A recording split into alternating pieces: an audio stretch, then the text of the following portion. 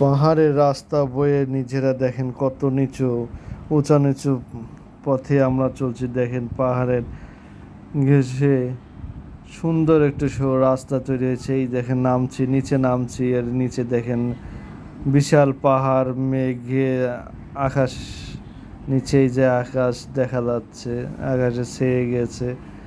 চারিদিকে দেখেন আমরা নামছি তো নামছি, চারিদিকে খালি নেমে যাচ্ছি এখান থেকে। বান্দরবন যে এত মনোরম পরিবেশে যে এইখানে মেঘের মধ্যে, মেঘে আসলে ছেয়ে গেছে, মেঘে ছেয়ে ছেয়ে আছে চারদিকে, তার মধ্যে থেকেই যাচ্ছি আমরা। মানে রাস্তার দুধারে যে ভিডিওটা করলাম আসলে দেখানোর জন্য। আসলে পাহাড়ে, আসলে বান্দরবনের যে পাহাড়গুলো কত নিচু, এবং সিএনজি ড্রাইভাররা এত সতর্কভাবে, এত সুন্দরভাবে সে চালিয়ে নিয়ে যাচ্ছে। এমন সময় এখানে গিয়েছিলাম, আসলে চাঁদের গাড়ি পেলাম না। 400 চাঁদের গাড়ি, 400টাই একবারে বুক হয়েছিল। কোনো গাড়ি পাওয়া যাচ্ছিল না। ভাগ্যক্রমে আমরা এই সিএনজিটা পেয়েছিলাম। সেই সিএনজি ডবল ভাড়া দিয়ে আমরা বেড়ানোর উদ্দেশ্যে যে বান্দরবনের রাস্তায় চড়ে বেড়াচ্ছি।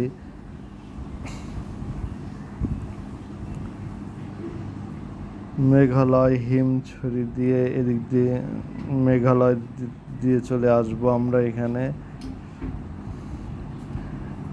তার উদ্দেশ্যে, যাওয়ার উদ্দেশ্যে আমরা গাড়িটা ভাড়া করেছিলাম। সেই গাড়ি নিয়ে আমরা আসলে সকাল থেকে যাচ্ছি। এখানে চিম্বুক পাহাড় দেখবো, চিম্বুক পাহাড় দেখবো। চিম্বুক পাহাড়ে কিছুক্ষণ আমরা দাঁড়াবো, তারপরে মেঘালয়। আসলে পাহাড়ের দুই ধারে দেখেন কত সুন্দর পাহাড়ে গাছালি দিয়ে ভরা। এখানে পাহাড়ে চাকমারা দেখেন কত সুন্দর সুন্দর কলার বাগান, পেঁপের বাগান এখানে আছে। আসলে এখানকার সুস্বাদু কলাগুলো খুবই আসলে সুস্বাদু। পেঁপেটা তো আসলে আরও সুস্বাদু। সচরাচর আসলে আমাদের দেশে পেঁপে পেকে গেলে একটু হলুদ বর্ণ ধারণ করে, কিন্তু আমি এখানে পাহাড়ে বান্দরবনে এসে একটি আশ্চর্যজনক লাল পেঁপে, ভেতরে আসলে লালও না, একটু বেগুনি ধরনের পেঁপের উপভোগ করলাম। পেঁপেটা আসলে এত যে সুস্বাদু, এত মিষ্টি, তা বলে বোঝানো যাবে না। আসলে এই দেখেন কত নিচু না, এখন আবার নিচে নামছি। আসলে কোথাও উঁচু, কোথাও আবার উপরে ওঠা লাগছে, কোথাও নিচে নেমে যাচ্ছে।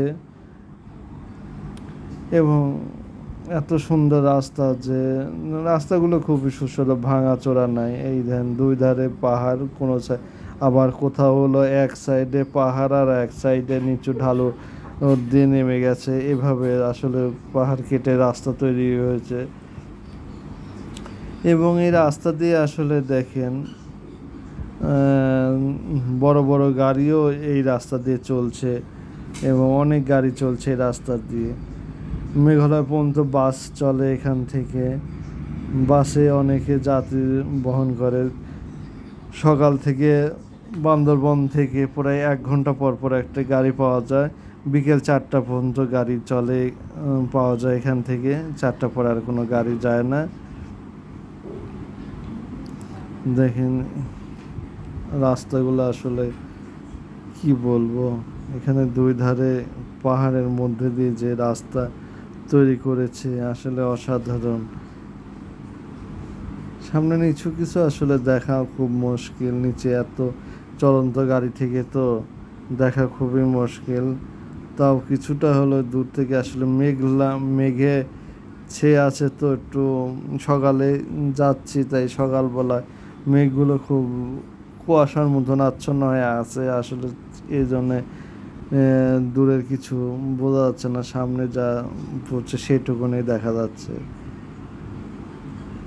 এই যে পাহাড়ি বাঁশ, পাহাড়ের ঘেঁষে বাঁশ ঝাড়, আসলে এত সুন্দর। আমরা বাঁশ ঝাড় একটা সমতল ভূমিতে ঝাড় হিসেবে, এখানে আস্তে আস্তে বাঁশগুলো উপরে উঠে গেছে।